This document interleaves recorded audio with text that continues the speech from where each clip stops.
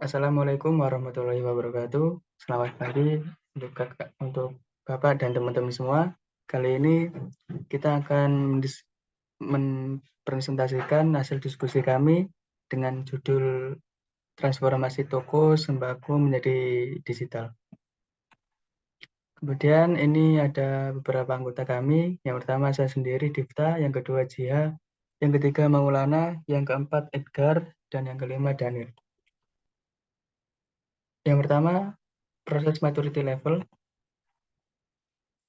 yaitu pada SOP toko sembako, diantaranya ada proses pengeluaran kas, yang kedua pembukuan stok barang keluar dan masuk, yang ketiga pembukuan inventaris, yang keempat pembukuan penjualan dan pemasukan, dan yang kelima pembukuan uang kas.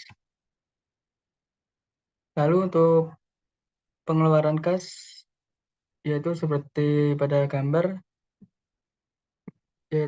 pada contoh yaitu tanggal 2 Juli nomor bukti pengeluaran kas 311, nomor cek 2696, keterangan pembelian bahan baku, ref-nya 450, terus serba-serbi 500.000, utang datang, potongan pembelian, kredit, serta kasnya 3 juta.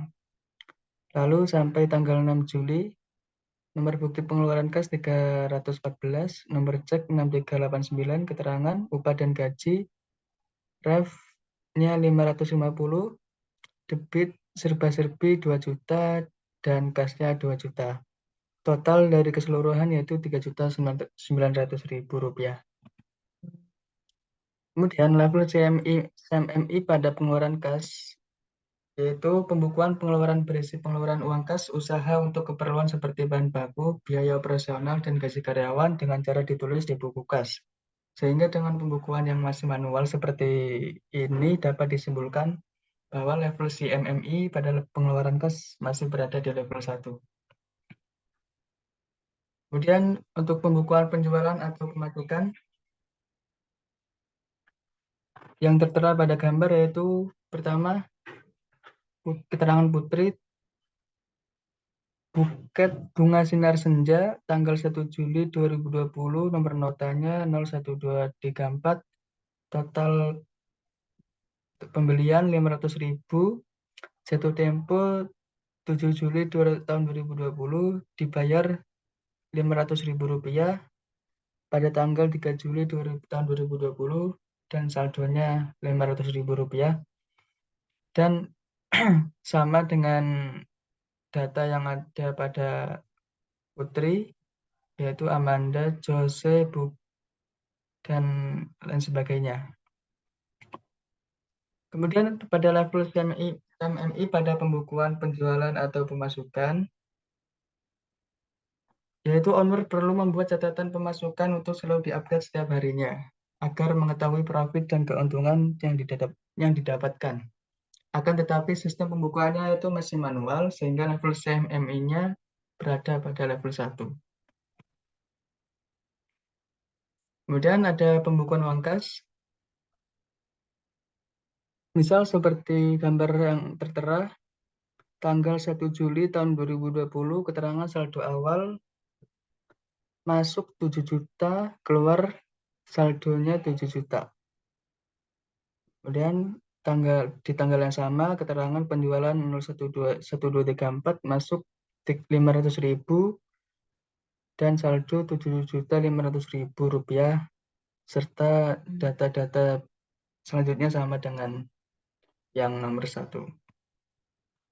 Kemudian pada level CMMI pada pembukuan uang kas, yaitu pembukuan uang kas berguna untuk menggabungkan antara buku pengeluaran dan pemasukan yang sebelumnya telah dibuat, sehingga kerugian atau keuntungan akan didapatkan.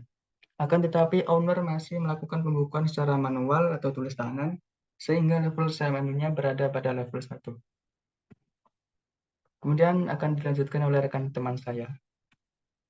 Yang selanjutnya ada pembukuan stok barang keluar dan masuk.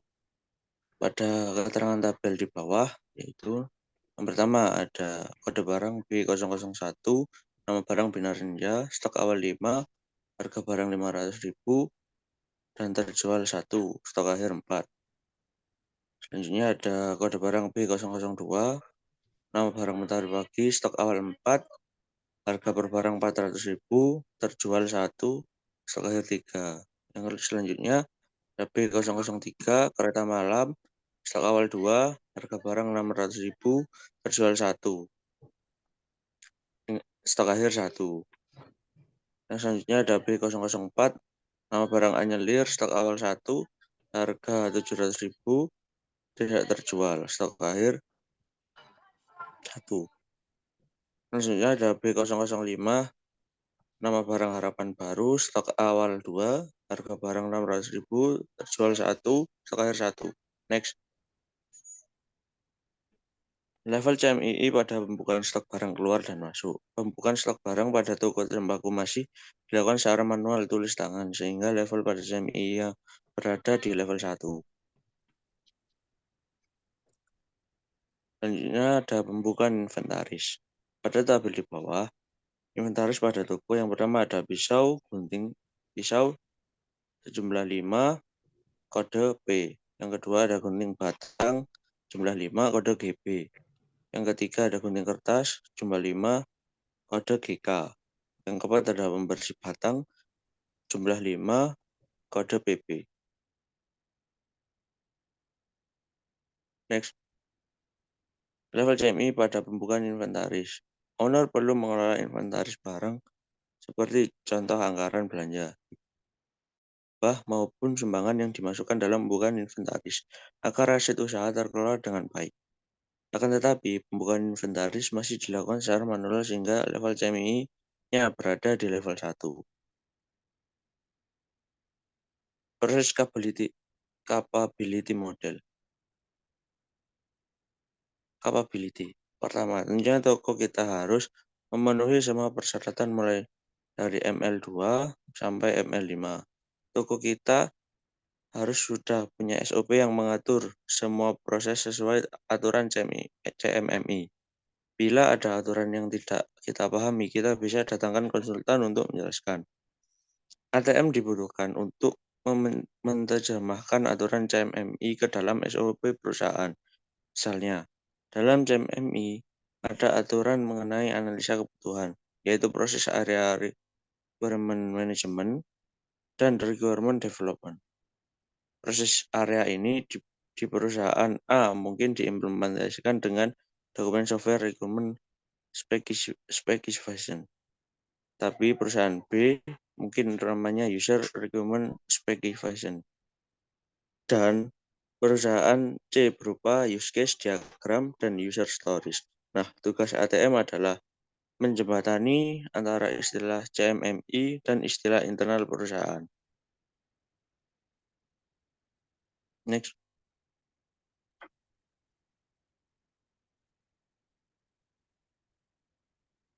7 enablers COVID-5. 7 enabler yang digunakan pada COVID-5 meliputi 1. Prinsipal, policies, dan framework. Yang kedua, proses. Yang ketiga, organization, struktur. Yang keempat, kultur, etik, dan behavior. Yang kelima, information. Yang keenam, service, struktur, dan aplikasi. Yang ketujuh, people, skill, dan kompetensi. Selanjutnya akan dilanjutkan oleh rekan saya.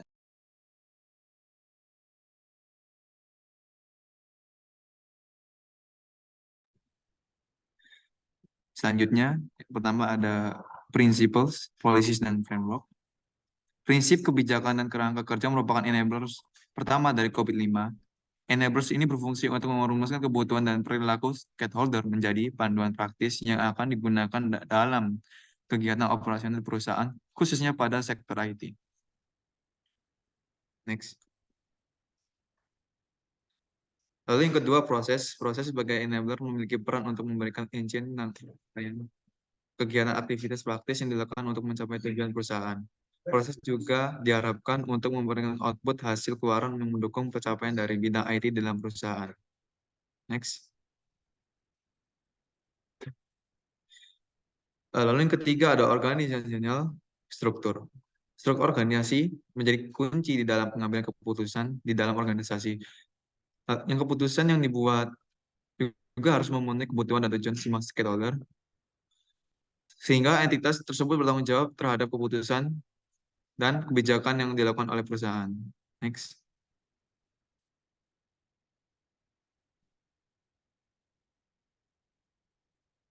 Yang keempat ada culture, ethics, dan behavior. Setiap perusahaan memiliki budaya, etika, dan kebiasaan masing-masing. Kebiasaan tersebut bisa dari karena banyak faktor dan juga dapat bersifat pribadi ataupun organisasi. Beberapa nilai dan tujuan perusahaan hanya dapat dicapai dengan kebiasaan perusahaan yang baik. Oleh karena itu, dibutuhkan suatu standar untuk memberikan penilaian terhadap sebuah budaya, kebiasaan, dan etika. Next.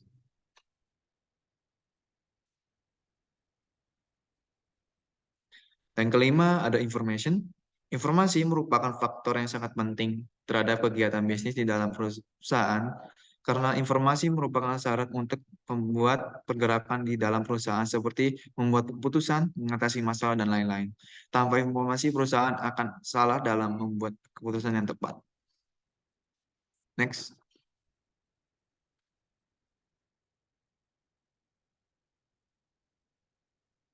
Lalu ada service. Infrastruktur dan aplikasi termasuk infrastruktur, teknologi dan aplikasi yang menyediakan layanan adalah objek-objek yang menjadi penggerak di dalam COVID-5. Objek-objek tersebut memberikan layanan terhadap proses teknologi dan informasi bagi perusahaan. Layanan tersebut merupakan penghubung antara pengguna IT dan proses IT yang telah dirancang sebelumnya. Sehingga apabila layanan tersebut tidak berfungsi dengan benar, maka tujuan IT perusahaan juga tidak akan tercapai. Next. Yang ketujuh ada people, skill, and competencies. Keahlian dan kompetensi berhubungan dengan orang dan yang dibutuhkan untuk menjalani kebutuhan semua aktivitas yang berhasil. Dan pembuatan keputusan yang tepat serta mengambil aksi-aksi perbaikan. Ketersediaan tenaga kerja juga merupakan tujuan yang harus dicapai pada bagian penggerak ini. Ketersediaan tenaga kerja juga merupakan tujuan yang harus dicapai sehingga tenaga harus seleksi dengan baik dan dapat melaksanakan proses dan peran-peran masing-masing, sehingga mencapai tujuan perusahaan dapat tercapai dengan efisien dan tepat pada sasaran. Next.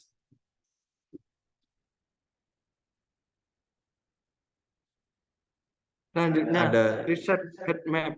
Next. Ini adalah contoh peta dari research heat map. Yang pertama terdapat impact dan likelihood. Yang pertama impact terdapat very low yang berangka 10, yang low 20, medium 30, high 40, extreme 50. Dan sedangkan yang likelihood terdapat 10 very low, 20 low, 30 medium, 40 high, 50 extreme. Next.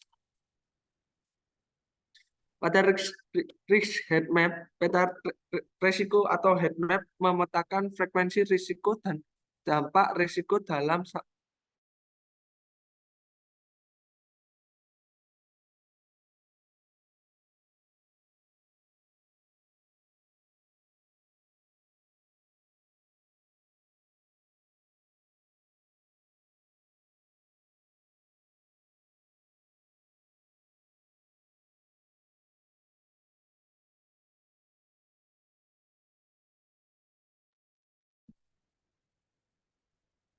Peta resiko atau heat map memetakan frekuensi resiko dan dampak resiko dalam suatu matriks, misalnya 3x4, 4x4, atau 5x5.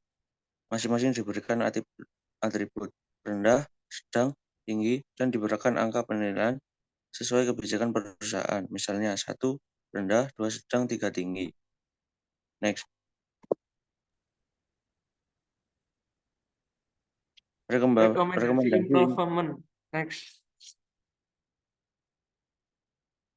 Kesimpulan dari penelitian yang kami peroleh bahwa proses bisnis pada toko sembako masih menggunakan cara-cara yang manual seperti pembukuan kas sampai pembukuan inventaris, sehingga capability maturity model integration atau CMMI-nya masih berada pada level 1 di semua sektor proses SOP-nya. Jadi kami merekomendasikan untuk mengimprove dari semua proses SOP yang masih manual tadi menjadi digital dengan menggunakan PC atau laptop atau smartphone. Next. Portofolio. Next. Ini adalah contoh portofolio dari kelompok kami. Sekian presentasi dari kelompok kami. Apabila ada salah kata mohon dimaafkan.